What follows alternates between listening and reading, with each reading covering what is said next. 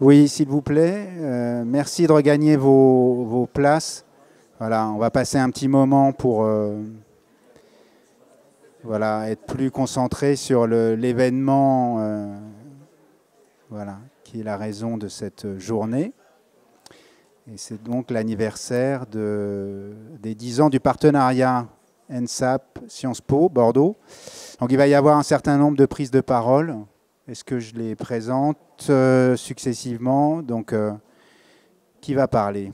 Blaise Mercier, déjà, qui est le directeur, qui est ici, le directeur de Paula. Je cite les prises de parole. Alors, un mot de Blaise Mercier, qui est donc le directeur de la fabrique, ici, Paula. Dominique Darbon, le directeur de Sciences Po. Fabien Ancel, le directeur de l'ENSAP, Bordeaux. Gilles Pinson, responsable du parcours Master SGM, Stratégie et Gouvernance Métropolitaine. Votre serviteur. Ensuite, il y aura des alumni. Il y aura Camille Vives, voilà, une IATienne de la première heure. Et puis Salomon Mendoza, un alumni SGM, qui viendra voilà, nous parler de son parcours, de ce qu'il a envie, ce dont il a envie. Et nous aurons ensuite un mot de Pierre Urmic, maire de Bordeaux, qui n'est pas encore arrivé, mais c'est tout bientôt. Voilà, je vous laisse avec ces invités qui vont prendre la parole. Voilà.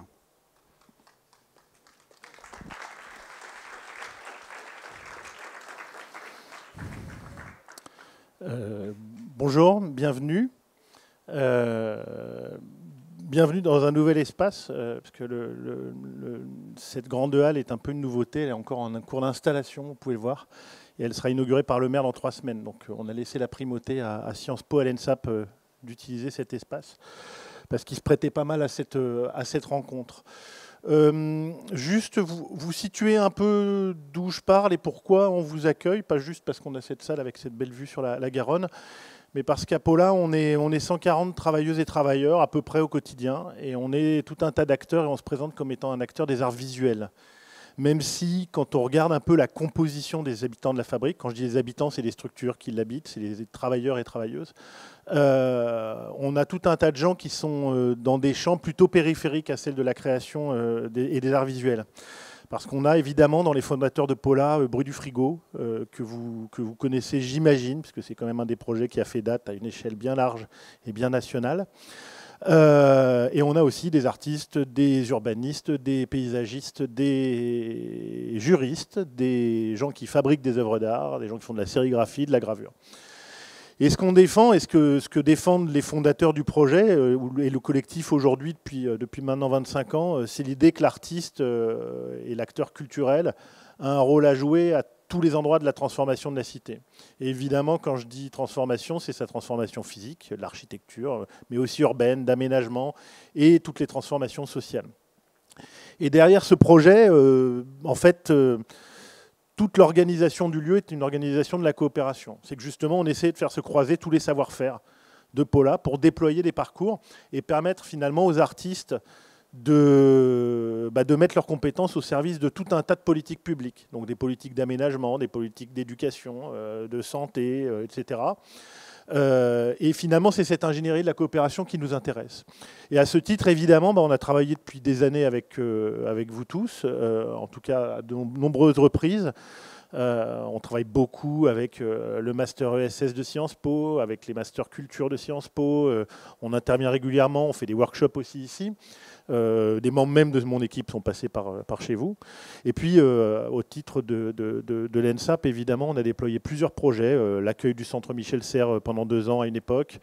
Une pépinière de jeunes projets qui, justement, travaillaient l'architecture un peu de côté et non pas de manière un peu traditionnelle. Et c'est vraiment ces rencontres qui nous intéressent. Donc évidemment, voilà, les 10 ans de ce partenariat, ça nous semble un peu emblématique de cette manière de travailler. Et donc à ce titre, c'est aussi une invitation à ne pas hésiter à venir nous voir pour des projets, des envies, des rencontres formelles, informelles. Le lieu et son architecture sont vraiment organisés de cette manière-là, de manière très poreuse. On peut se balader un peu partout. Et d'ailleurs, ce soir, je vous invite, au terme de la journée, avant d'aller rejoindre Paula Cabana, où vous irez boire l'apéro et profiter d'un verre et d'un buffet, je vous invite à traverser le bâtiment et à vous y perdre. Ça fait partie du jeu, c'est un bâtiment qui n'est jamais vraiment fermé. Voilà. Donc bienvenue à tous, et juste vous dire très concrètement, logistiquement, on m'a demandé de vous transmettre 2-3 éléments. Donc quand tout sera fini, vous vous retrouverez à Paula Cabana, mais je pense que vous trouverez le chemin, ça c'est jamais difficile. Et on vous distribuera là pendant les prises de parole des tickets boissons pour pouvoir aller vous sustenter après cette journée de boulot. Voilà, bienvenue à tous.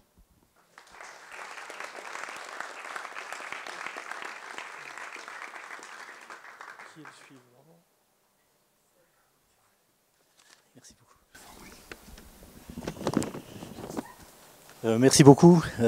J'ai préparé un petit discours et je vais essayer de m'y tenir parce que ça me permet aussi de faire venir quelques idées et de les garder.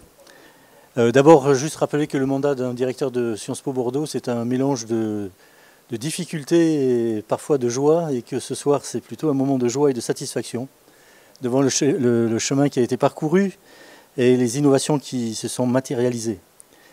Ces 10 ans d'expérience et d'expertise conjointe pour penser la ville autrement, que nous célébrons aujourd'hui, font partie de ces réalisations qui me remplissent de fierté d'avoir accepté un jour de diriger Sciences Po Bordeaux. Ce n'est pas tous les jours, mais parfois ça m'arrive. Devant un sentiment d'accomplissement aussi, de réalisation, le sentiment de savoir qui nous sommes, ce que nous faisons, quelles sont nos missions, et que ces éléments l'emportent sur tout le reste. Je ne cacherai donc pas mon plaisir de pouvoir célébrer dans mon mandat ce projet auquel je suis totalement étranger, puisqu'il avait commencé avant moi. Il a été porté par des collègues différents de moi. Et je suis ravi de faire un peu d'autosatisfaction corporatiste, qui est tout à fait légitime, en commençant par féliciter mes collègues de l'ENSAP et de Sciences Po Bordeaux, qui non seulement au cours de ces 10 années ont lancé le projet, l'ont maintenu, mais n'ont cessé de l'adapter et d'en faire un projet phare au service des transformations urbaines, mais aussi de la formation des futures générations de professionnels qui modèlent actuellement notre environnement avec un équipement intellectuel rénové. Ce projet montre aussi les capacités des universitaires, chercheurs et enseignants, contrairement à ce que répète un discours délétère, à innover, à anticiper, à construire, à se remettre en cause, à penser différemment, pour nous offrir par la force de la science, les méthodes de la science, un nouvel avenir.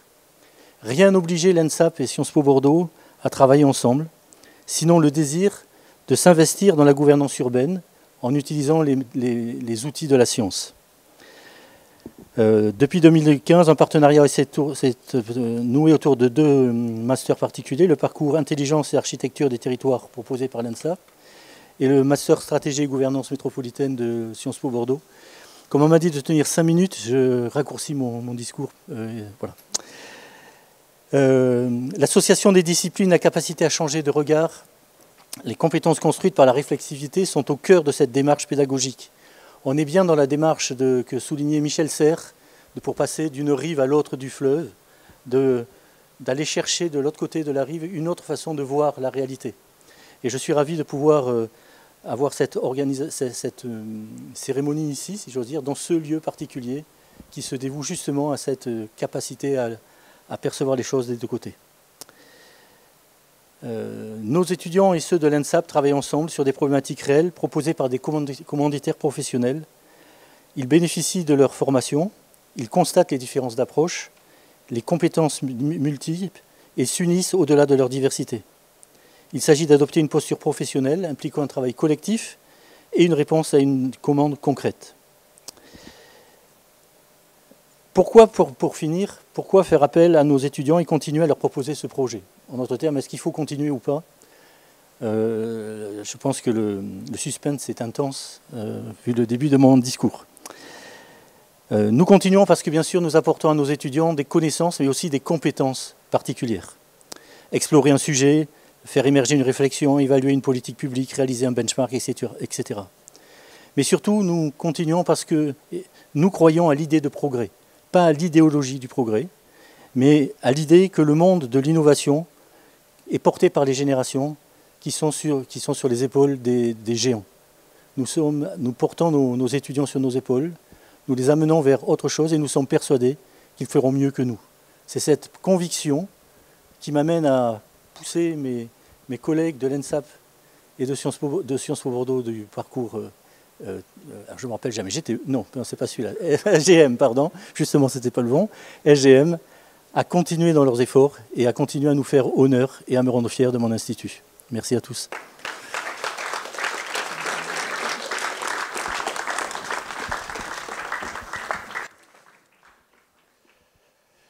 Merci, cher Dominique, mesdames, messieurs, monsieur le maire dont je salue l'arrivée. Je suis très heureux, particulièrement honoré, vraiment honoré d'être devant vous ce soir pour célébrer ces 10 ans donc, du partenariat entre l'ENSAP Bordeaux et Sciences Po Bordeaux. Je suis vraiment ravi que la Fabrique Paula nous ouvre ses portes, car se retrouver ce soir dans ce lieu dont l'ADN est la créativité, l'innovation, l'interdisciplinarité, le lien avec les citoyens correspond tout à fait à la philosophie de ce que nous voulons exprimer, vous et moi, dans cet événement ce soir. Par ailleurs, c'est un endroit fantastique pour observer les couchers de soleil. Je n'ai pas arrêté d'en parler toute la journée. Sur la ville et le fleuve, c'est le thème du jour.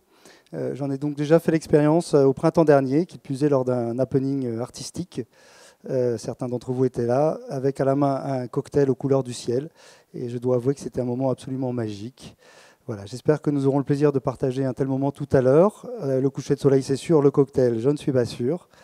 Et je remercie Blaise et son équipe d'avoir bien voulu nous accueillir et d'être des partenaires enthousiastes de ce projet. Je remercie également chaleureusement les équipes de l'ENSAP qui ont travaillé depuis plusieurs mois sur l'exposition, sur la biennale et sur l'organisation de cette soirée. Donc merci notamment à Christophe, à Julie et à Blandine. Mes premières salutations iront aux étudiants présents ainsi qu'aux anciens étudiants qui nous font l'amitié d'être là ce soir. Ils sont parfois venus de loin dans des conditions un peu compliquées aujourd'hui. Les étudiants sont le cœur, la raison d'être de notre métier. Je saisis chaque occasion pour le réaffirmer. Mes pensées vont ensuite vers les enseignants-chercheurs, sans lesquels évidemment rien ne serait possible. Pour moi, les enseignants-chercheurs sont le vent qui pousse le voile de nos établissements et leur donne l'énergie nécessaire pour avancer, pour progresser dans tous les sens du terme. Donc j'ai bien dit que les enseignants-chercheurs étaient le vent qui poussait nos voiles, je n'ai pas dit que les enseignants-chercheurs étaient du vent. Hein.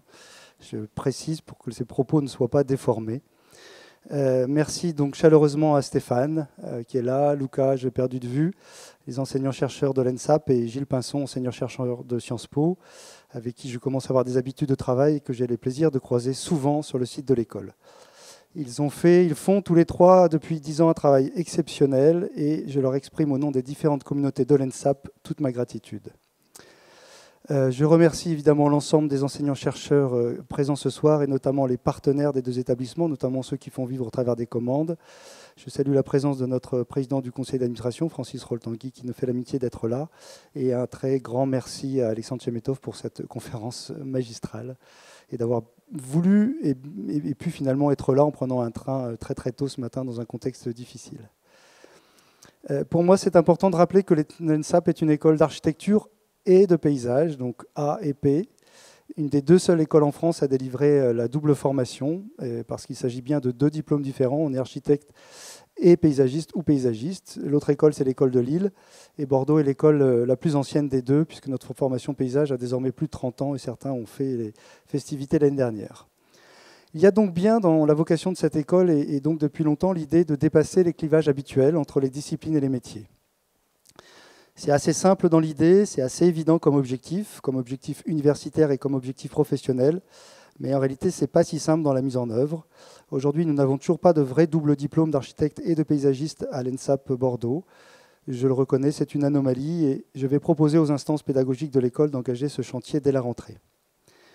Le projet que je porte depuis que j'ai été nommé un peu moins de 2 ans à l'ENSAP et que j'ai présenté devant son conseil d'administration et devant nos ministères de tutelle, culture et enseignement supérieur et recherche, est bien celui d'une école ouverte notamment au partenariat pédagogique qui offre la possibilité aux étudiants en architecture et en paysage d'acquérir des compétences complémentaires en ingénierie, en aménagement, en économie ou en droit par exemple. Donc aujourd'hui, nos étudiants peuvent profiter d'apports pédagogiques dans des partenariats parfois très formalisés, parfois plus informels. Partenariat avec l'École supérieure du bois de Nantes, l'Institut d'aménagement, de tourisme et d'urbanisme de l'Université Bordeaux-Montaigne, le IATU, Moins connu, l'IUT Génie Civil de l'Université de Bordeaux, l'ENSAM, les arts et métiers, et donc bien sûr Sciences Po. Alors pourquoi cette volonté de s'ouvrir, tout en conservant les fondamentaux, bien sûr, de nos enseignements historiques, architecture et paysage? En réalité, en préparant cette intervention, j'ai retrouvé un texte que je trouve important pour l'école, dont les mots sonnent tout à fait justes à mes oreilles et que donc je fais mien ce soir. Je vais donc citer, j'ouvre les guillemets. L'architecture, le paysage et toutes les disciplines en charge de l'espace des sociétés connaissent de profonds bouleversements.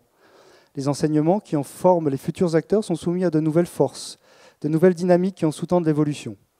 Quelques clés conditionnent aujourd'hui l'évolution de ces disciplines et leur pédagogie: la mondialisation et la globalisation économique, et la transition écologique et la révolution numérique.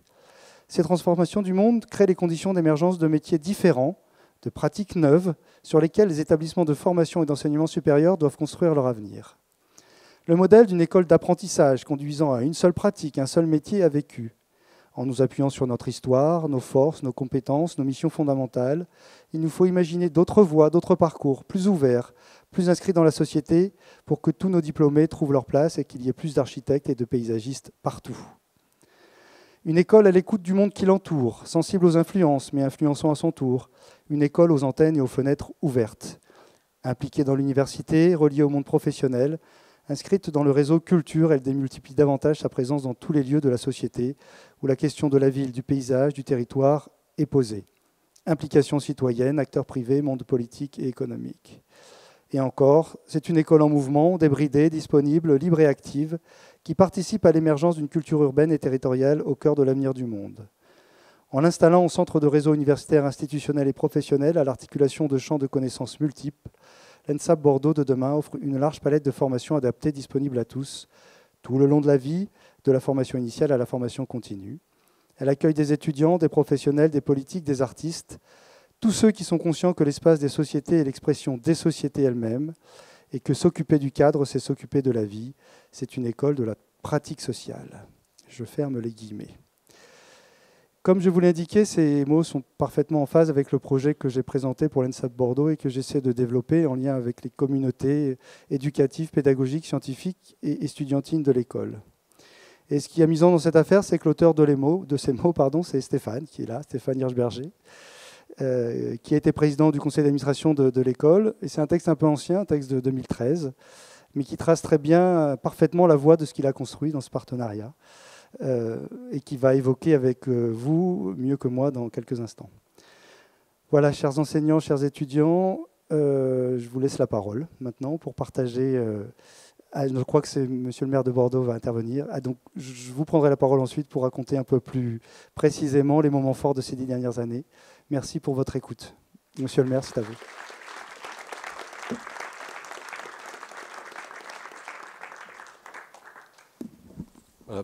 Chers enseignants, et chers étudiants, chers partenaires de cette belle opération, d'abord, je veux vous adresser mes félicitations d'avoir choisi ce lieu, la Fabrique Pola. Et j'ai envie de dire, c'est l'un des vaisseaux amiraux de la vie culturelle bordelaise. L'un des, en plus, j'emploie d'autant plus cette expression de vaisseau amiral que nous sommes à proximité de la Garonne et que je pense que ce qualificatif est largement justifié par les atouts culturels des politiques qui sont menées ici, dans ce lieu qu'est Pola. Vous avez bien choisi pour fêter votre 10e anniversaire en choisissant Pola. Je sais que grâce à cette collaboration, en 10 ans, vos établissements Sciences Po et l'ENSAP, vos deux établissements d'excellence, ont déjà formé une première génération d'acteurs de la ville et de sources concordantes. Je sais que c'est une très belle réussite et je tiens vraiment à vous dire un seul mot, c'est bravo. Vos étudiantes et étudiants se préparent à répondre à des défis nouveaux que nous, collectivités, nous, élus, avons aussi, vous le savez, à relever. Les commandes d'aujourd'hui ne sont plus celles d'il y a 10 ans et la soixantaine de projets sur lesquels vous, élèves, avez planché pour des maîtres d'ouvrage de la région le montrent largement. La dimension sociale, la question du genre, la place des seniors et des enfants dans l'espace public, les questions d'inclusivité, tout cela est désormais au cœur de ces projets.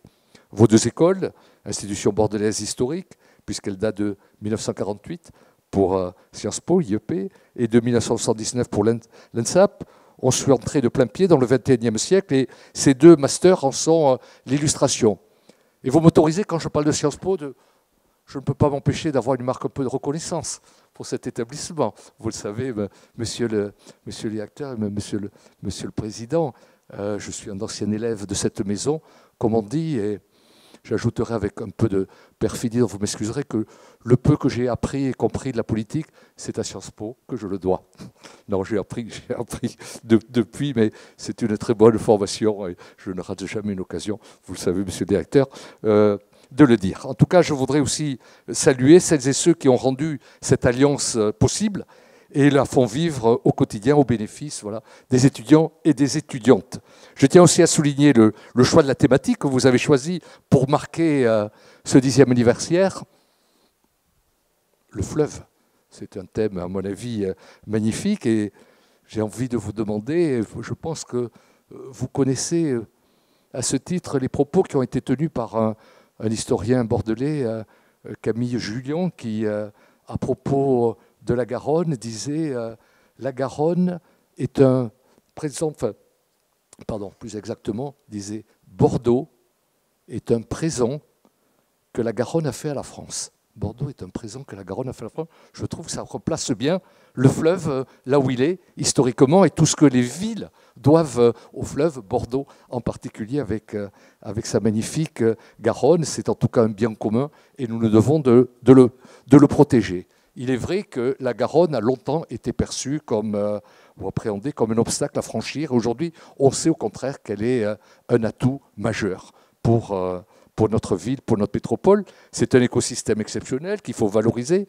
sans se limiter à une approche, je dirais, loisir et tourisme, comme l'aménagement des quais y a incité au début des années 2000. Moi, j'ai la conviction que la Garonne est un état de jachère et que tout est à inventer, et que je suis persuadé que vous, les étudiantes et les étudiants, vous pouvez nous aider à ce devoir d'invention. Le fleuve suppose une politique transversale entre logistique fluviale, notamment alimentaire, et nous y travaillons à Bordeaux, déplacement des habitants et des salariés, qualité de l'eau, biodiversité, développement portuaire et tant d'autres. En avril 2021, Bordeaux s'est doté à l'échelle métropolitaine d'une stratégie de valorisation du fleuve. En mai 2025, avec d'autres élus et des associations, j'ai signé ce qui s'appelle la déclaration des droits du fleuve Garonne, que vous devez connaître. C'est un acte symbolique initié par des gardiens et gardiennes de Garonne et qui permet d'affirmer collectivement le droit du fleuve à ne pas être pollué ou encore à conserver toute sa biodiversité. À la même époque, j'ai adressé un courrier aux maires des communes riveraines du fleuve pour attirer l'attention du gouvernement. J'ai écrit avec les maires des communes riveraines du fleuve, attirer l'attention du gouvernement sur l'urgence de doter notre fleuve d'une vraie reconnaissance juridique, d'une vraie personnalité juridique. J'aimerais qu'un jour les Bordelaises et les Bordelais puissent se baigner en toute sécurité dans la Garonne. Nous commençons à y travailler. C'est l'un des fleuves les plus propres de France, comme cela se développe, enfin ces baignades se développent, vous le savez déjà, à Paris, à Lyon ou encore à Rouen. Si on en juge par ce qui se passe ici, les prochaines générations qui vont sortir de Sciences Po et de l'école d'archi ont toute conscience, je le sais, de ces enjeux et certainement plein d'idées pour nous inspirer et nous inspirer aussi, je crois, à décarboner nos pratiques et à décarboner aussi nos esprits. Et j'en profite pour vous glisser que nous avons publié il y a quelques mois un récit détaillé de notre projet urbain intitulé « Quand Bordeaux se réinvente », qui peut, pourquoi pas, vous inspirer en retour. Donc voilà les quelques propos que je voulais partager avec vous, tout en souhaitant un bon anniversaire à ce partenariat et surtout bonne chance à toutes et à tous pour votre avenir. Et je vous remercie pour votre attention.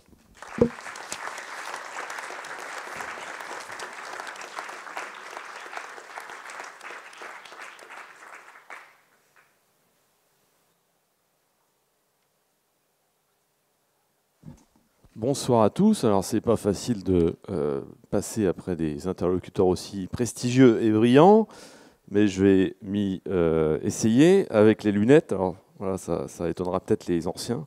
Et voilà, maintenant c'est avec les lunettes. Donc, bonsoir à tous. Alors, je ne vais pas me lancer dans un bilan complet de l'opération, de ce partenariat entre SGM et IAT, mais quand même pour ceux qui ne connaissent pas et qui veulent comprendre un peu le principe de cette exposition, et notamment de la partie qui est à ma gauche et qui est à votre droite, voilà, vous avez ici 10 ans de projets collectifs, donc des commandes réelles issues, comme l'a dit Dominique Darbon, de commanditaires du cru, régionaux, mais aussi à une époque on a été chercher jusqu'à Nantes, Saint-Nazaire et Tours. Voilà, sur ces commandes-là, des équipes mixtes d'étudiants d'archi, de paysage et de Sciences Po travaillent pour formuler des diagnostics, des préconisations. Et tout ça se déroule pendant une année entière. Et vous verrez aussi que sur les affiches, les panneaux réalisés par l'école d'archi, vous avez la mention d'une ville, puisque ces projets collectifs, étant facturés, ont permis à ces étudiants de voyager. Alors voyager pas uniquement pour le plaisir, hein. Alors, ça crée souvent des débats parce qu'ils voulaient aller à Berlin, Barcelone. On leur dit non, n'allons pas dans des villes où vous seriez allé en tant que touriste, allons dans des villes où vous n'iriez pas, comme Liège par exemple. J'espère qu'il n'y a personne dans la salle. Voilà. Alors, voilà un peu le principe, hein. C'est essentiellement ça, voyage d'études et projets collectifs, ce partenariat. Alors, moi, pour vous faire je ne vais pas me lancer dans un bilan, mais je vais vous dire sur un mode très personnel, ce que j'ai appris de ces 10 ans de compagnonnage, en tant qu'enseignant, mais aussi en tant que chercheur, en supposant que ce que j'ai appris, finalement, les étudiants aussi ont appris la même chose, notamment ceux de Sciences Po. Alors, moi, j'ai appris notamment tout l'intérêt qu'il peut y avoir dans la pédagogie du projet et de l'atelier, qui est quand même une particularité des écoles d'archi, moins pratiqués ailleurs et notamment dans les IEP. Et je trouve que ces dispositifs permettent véritablement d'apprendre en faisant et pas uniquement, comme on le fait parfois, en accumulant des connaissances. Et j'ai appris aussi que ces dispositifs donc actifs étaient très complémentaires, pas du tout contradictoires avec d'autres approches, et notamment les dispositifs pédagogiques un peu plus classiques, hein, d'apprentissage par la recherche, la mise en œuvre des méthodes de la recherche en sciences sociales. Voilà, dans ces exercices, les étudiants font à la fois du terrain, travaillent sur une commande réelle qui n'est pas une commande de prof, et pour ça, font un travail de chercheur aussi, ils font des enquêtes de terrain, ils font de la revue de littérature, ils font du benchmark. Voilà, et je trouve que, contrairement à ce qu'on pourrait penser, hein, cette pédagogie du faire d'une part et l'esprit de recherche ou la pratique de la recherche d'autre part sont pas du tout antagoniques, contrairement à ce qu'on pourrait penser. La professionnalisation, alors les étudiants savent, hein, j'aime pas du tout ce terme-là parce que je ne sais pas ce que ça veut dire, je ne sais pas ce que ça recouvre, sauf peut-être un vague biais anti-intellectualiste. Cette professionnalisation et cet esprit de recherche ou l'esprit critique ne peuvent pas être séparés. Et on a essayé justement de ne pas les séparer et de les conjuguer dans ces projets collectifs. Voilà, et j'ai la prétention de penser qu'on a formé des gens plutôt malins et bien préparés à la vie professionnelle, mais aussi à leur vie de citoyen. Et puis, toujours sur un mode très personnel, moi j'ai beaucoup appris du contact avec mes collègues architectes, alors qui sont là, notamment Stéphane et Luca Lotti. J'ai beaucoup appris à lire les formes urbaines, les étudiants le font aussi avec Stéphane en 4e année. J'ai compris des rudiments d'économie de la construction, j'ai compris les promoteurs, ils m'ont expliqué tout ça parce qu'ils ont une pratique d'architecte. Et puis j'ai découvert 2 personnes très attachantes, je dois le dire, notamment au fil des voyages d'études où on a eu des discussions assez vives. Voilà, Stéphane pourra vous parler de son moment macroniste. À Montréal notamment, plutôt au début, hein, donc ça peut s'excuser. On a discuté des mérites de la décentralisation, du côté artiste dispendieux des archis. On s'est beaucoup énervé sur les étudiants absentéistes au moment des voyages d'études qui partaient visiter des églises alors qu'on était plutôt censé écouter quelqu'un nous parler pendant quelques heures de politique publique. On s'est beaucoup écharpé sur est-ce qu'un projet collectif, ça sert à avoir de la belle architecture ou est-ce que ça sert à s'intéresser aux politiques publiques. Bon, finalement, on a réussi à trouver un compromis, un peu entre les deux. Voilà. Donc j'espère vivement que ce partenariat durera,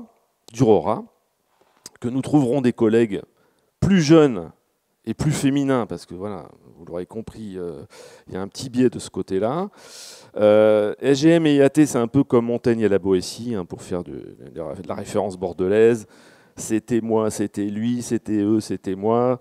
Bon, mais j'espère que ce lien, il nous perdurera, il s'institutionnalisera, survivra aux personnes qui l'ont à un moment incarné. Alors, je sais que du côté de Sciences Po, je n'ai pas des garanties, mais je pense que SGM survivra, mais avec un autre nom. Alors, c'est un petit scoop, hein, on ne s'appellera plus SGM parce que... Entre-temps, voilà, il y a eu les gilets jaunes, le populisme territorial, qui fait que c'est de plus en plus compliqué de vendre la métropole.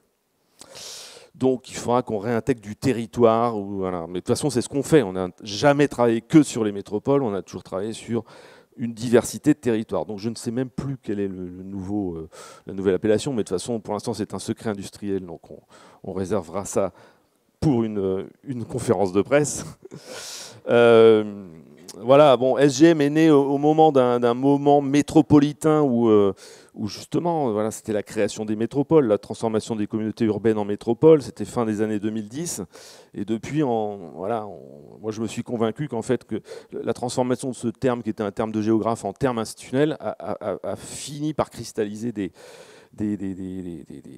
comment dirais-je, des rancœurs, une animosité, qui fait qu'aujourd'hui, c'est compliqué de parler de métropole. Donc, on travaillera toujours sur les villes, on travaillera toujours sur les métropoles, mais on fera aussi ce qu'on a déjà fait, c'est-à-dire travailler sur d'autres types de territoires et surtout sur les liens entre ces territoires. Alors, je vais terminer par quelques remerciements qui ne sont pas que d'usage, mais qui sont vraiment sincères. On n'a pas parlé de l'équipe du Forum Urbain. Le Forum Urbain est une structure qui, au départ, nous a fortement aidés. Elle est représenté ici par Guillaume Pouyanne, qui en est le responsable scientifique. Mais des gens comme Aurélie Couture, Julie Claire, Jessica Brandler, Sophie Lafont nous ont énormément aidés au départ à monter les partenariats autour des projets collectifs, à monter les voyages d'études.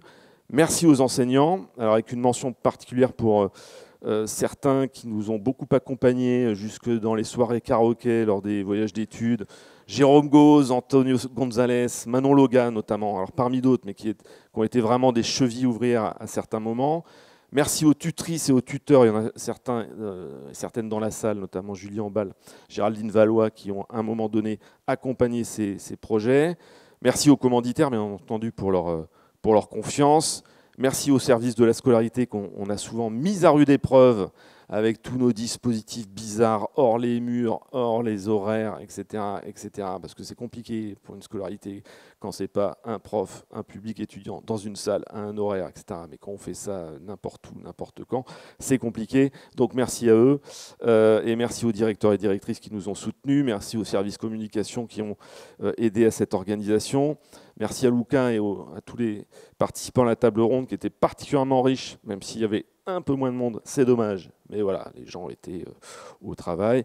Merci à Alexandre Chemetov pour son intervention qui m'a replongé dans mes jeunes années où je faisais ma thèse sur l'île de Nantes et notamment sur l'invention d'une forme d'urbanisme de projet que vous avez incarné.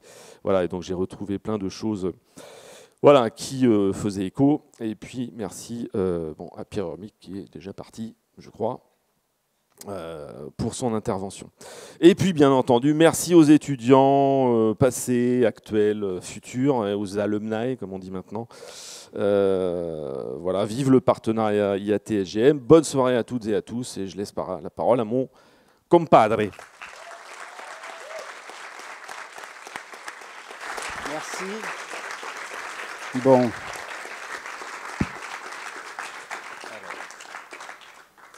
Alors moi j'ai écrit plus tôt, voilà, je suis peut-être pas un bon enseignant, improvisateur, mais donc j'ai écrit. Et donc je vais lire, comme je suis un peu ému, ça va être un peu difficile, donc je vais essayer de me concentrer pour pas avoir la voix qui chevrotte, mais ça risque à certains moments de dérailler un peu. Donc j'ai choisi d'utiliser la formule de Georges Perec, je me souviens, pour parler de ses 10 ans. Un peu de nostalgie, c'est un anniversaire qui met en lumière certains moments de vie, parmi les plus beaux. ça va être difficile, que j'ai eu à vivre, mais c'est surtout l'occasion de parler de choses. Je vais me concentrer sur la lecture, parce qu'autrement, je ne vais pas y arriver. C'est surtout l'occasion de parler de choses que je n'ai jamais dites et que cet événement invite à dire. Surtout, ça n'est pas un discours de retraité, au contraire. Allez, Fidé Mystère. Alors, d'abord, je me souviens de Martin Chénaud, le directeur de l'ENSAP, avec qui j'ai pensé ce partenariat. Je n'étais pas tout seul. Et qui nous a soutenus corps et âme quand c'était difficile avec les instances qui n'y croyaient pas.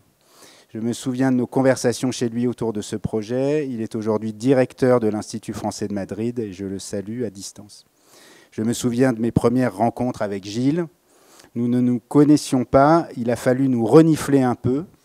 Comme dit Gilles, Gilles utilise souvent des formules bien à lui, souvent percutantes et imagées. Donc nous sentir pour briser la glace et entamer notre collaboration.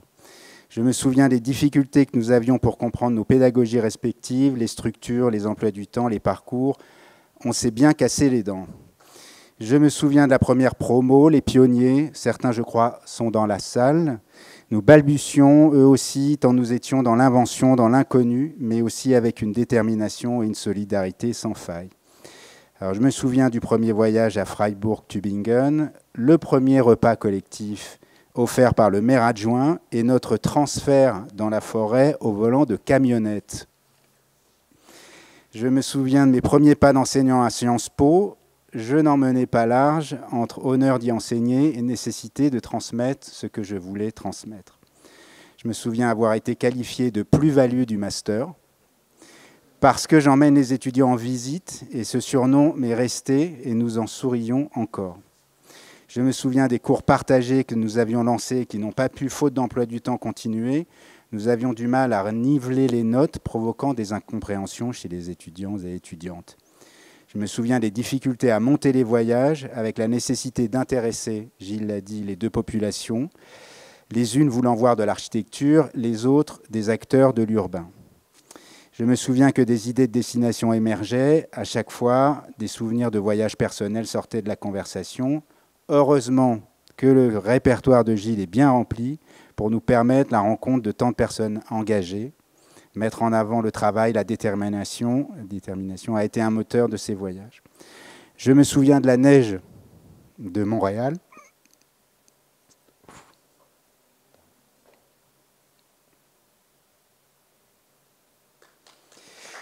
Merci. Pas mal. Du banquet de Palerme, des balades en vélo de Rotterdam et Gand, des pochoirs de Banksy à Bristol, des rooftops d'Istanbul, bientôt la Colombie. Gilles et Lucas, peut-être. Je me souviens bien sûr des karaokés, devenus presque légendaires puisque les étudiants se passent le mot d'année en année, et que nous nous plions à l'exercice depuis un fameux Reine des Neiges à Turin, un Wonderwall à Vienne et un Sarah Perché-Ti-Amo à Gand. Je me souviens de nos commanditaires, les fidèles et ceux d'une année qui nous ont fait confiance, qui ont joué le jeu d'accompagner les étudiants, de les mettre dans des situations pré-professionnelles, d'être à l'écoute de leur maladresse et de leurs difficultés et de leur réussite. C'est bientôt fini. Quand le commanditaire est content, on est content. Là encore, une formule de Gilles. Je me souviens des tuteurs et tutrices qui ont apporté leurs compétences, leur savoir-faire et les ont transmis. Je me souviens bien sûr de tous les étudiantes et étudiants venus expérimenter des sujets souvent innovants, découvrir une manière de les aborder qui n'était pas la leur, pour s'en enrichir par la controverse, parfois l'engueulade, et surtout la connivence. Je me souviens de leurs réussites, leurs évolutions.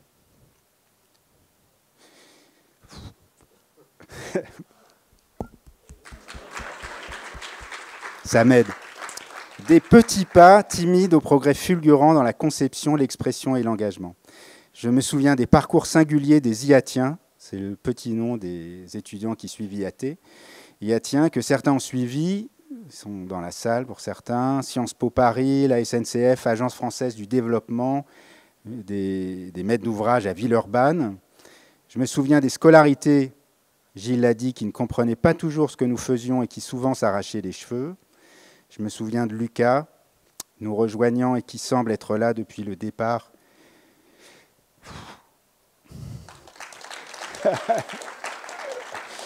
tant il a apporté. À ce niveau, ce n'est plus un collègue, mais un compagnon. Nous avons particulièrement traversé des épreuves et des réussites cette année. Les murs de cette salle en témoignent. Bon, là, ça va être dur. C'est la fin, donc c'est dur. Je me souviens surtout de l'amitié qui est née de ces 10 ans de travail en commun avec toi, Gilles, avec toi, Lucas. Amitié qui nous a fait dépasser le simple cadre de l'enseignement pour entrer dans celui des humains liés par l'invisible.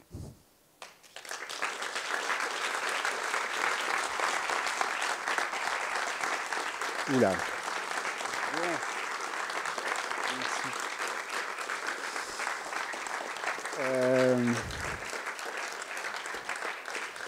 On va demander à des alumni de venir un peu raconter leur parcours rapidement. On a Camille Vives, voilà, qui est ici, de l'ENSAP, et Salomon Mendoza, voilà, de SGM Sciences Po Bordeaux.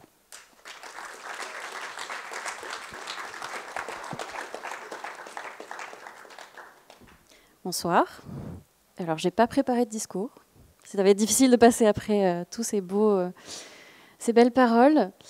Donc, je suis Camille Vives, je suis architecte et urbaniste. J'ai fait la première promo du module IAT de l'ENSAP. Et j'ai eu effectivement la chance de pouvoir découvrir le monde des politiques publiques et tout ce qu'enseigne Sciences Po. D'avoir cette petite graine de planter et de vouloir poursuivre, finalement, explorer ces sujets et de pouvoir le faire au travers d'une formation donc à Sciences Po au cycle d'urbanisme à Paris, donc qui est un master en fait, qui permet d'explorer davantage les questions de fabrique de la ville et des territoires. Et donc avec cette double formation, j'ai pu effectivement rentrer dans la vie professionnelle, puisque c'est un vrai sujet. Et notamment travailler au sein de mon agence actuelle, qui est l'agence Interland, agence d'architecture, de paysage et d'urbanisme. Donc je ne vais pas forcément m'étendre, mais peut-être pour faire le lien avec le sujet de l'eau, dont on a parlé toute l'après-midi, qui nous tient particulièrement à cœur. C'est vrai qu'on a la chance d'accompagner les collectivités depuis de nombreuses années sur cette question du rapport à l'eau et notamment du rapport au littoral. Notamment avec le GIP Littoral Nouvelle-Aquitaine qu'on accompagne sur l'aménagement durable des stations, que ce soit Lacano, Moliette, Seignos, sur le littoral aquitain, sur comment aménager une station face au changement climatique et comment des fois ne pas l'aménager justement.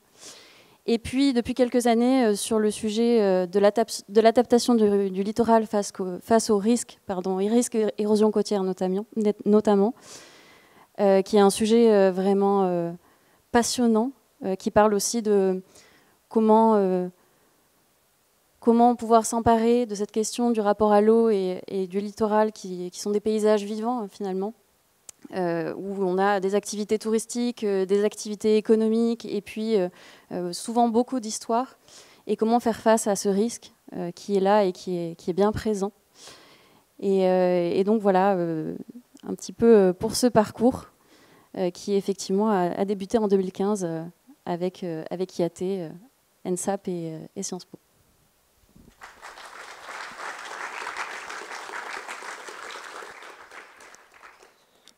Je vais pas vous prendre trop de temps non plus. Il y a eu des choses qui ont été dites de façon très lyrique par Gilles Pinson et de façon très émotionnelle par Stéphanie Hirschberger. Moi, je suis Salomon Mendoza. J'ai été en SGM entre 2019 et 2021. Aujourd'hui, je suis chef de projet dans un établissement public d'aménagement que vous connaissez sans doute, qui s'appelle Bordeaux Euratlantique. Et chose assez curieux, c'est qu'aujourd'hui je recroise des anciens IATiens, puisque c'est ainsi la terminologie qu'on leur attribue, mais pas ceux avec qui j'avais fait le projet collectif, bien entendu, parce que ces gens-là, forcément, comme ça se passe toujours mal les projets collectifs, je suis plus en contact avec eux. Non, mais ceci dit, c'est quelque chose d'assez intéressant. Moi, je trouve qu'il y a quelque chose d'assez fort dans ce projet. Je sais que certains sont dans la salle, je les salue d'ailleurs, ça permet de se confronter à l'altérité académique et à l'altérité professionnelle. Ça, c'est quelque chose qui est très important. Donc quand on baigne dans le microcosme science-piste, on va dire. On n'a pas forcément l'habitude, et là on se retrouve avec une aridité de débat, et ce qui a été très bien évoqué par les intervenants par le passé, mais une difficulté à s'entendre, à se comprendre. Donc la première phase, c'est celle de l'acculturation, des terminologies. Il nous parle béton préfabriqué, teinté dans la masse, il nous parle de morphologie urbaine. On a du mal à comprendre tous ces concepts-là. Nous, on parle politique de peuplement, on parle stratégie d'attractivité. Donc forcément, il y a un moment où ça coince. Alors heureusement, il y a la partie voyage d'études qui permet un petit peu de cimenter cette solidarité. Il faut bien, parce qu'ensuite, dans la deuxième partie de la séquence, on a cette difficulté à s'entendre. Et voilà, au fur et à mesure, ça se dégrade, avant bien sûr l'acmé qui consiste à se dire qu'on a quand même réussi à répondre à une commande bien sûr encadrée par des tuteurs qui dans ce processus-là sont quand même des vecteurs et des garants d'intermédiation et de compréhension mutuelle. J'avoue que j'ai eu un peu de... Je ne sais pas toujours très bien ce sur quoi j'ai travaillé pendant 2 semestres au sein de la direction départementale de l'habitat. Mais au fond, c'est pas grave, parce que je pense que le processus était peut-être un peu plus important que la finalité même si je sais que ça a sans doute apporté au conseil départemental et à ces sujets-là. Et je voudrais aussi rajouter un petit mot pour la plus-value du master sur les balades urbaines, qui font partie quand même d'un des arguments un peu fondamentaux qui font que les étudiants SGM sont quand même assez attirés par ce parcours-là au sein de Sciences Po. C'est vrai que ça apporte beaucoup. Et surtout, ça permet de s'ancrer davantage et de ne pas être tout de suite satellisé par des processus très éloignés avec des acteurs qu'on connaît peu, des formes urbaines produites qu'on touche assez mal en tant qu'étudiant de Sciences Po, bien entendu. Et je trouve que ça, c'est aussi, ça reste quand même une plus-value. Merci à tous.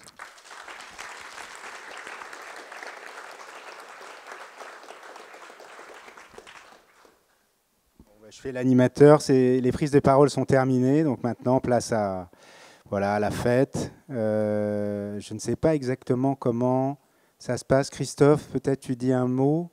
Ah, tu ne veux pas dire un mot, mais si, parce que tu es quand même... Ah voilà, on le fait maintenant, c'est ça? Donc on va vous distribuer des tickets, c'est une poésie, des tickets pour pouvoir boire un coup à Pola Cabana, qui est un food truck au bout du couloir et qui donne avec une terrasse sur la Garonne. Voilà, bonne soirée. Merci pour vos attentions.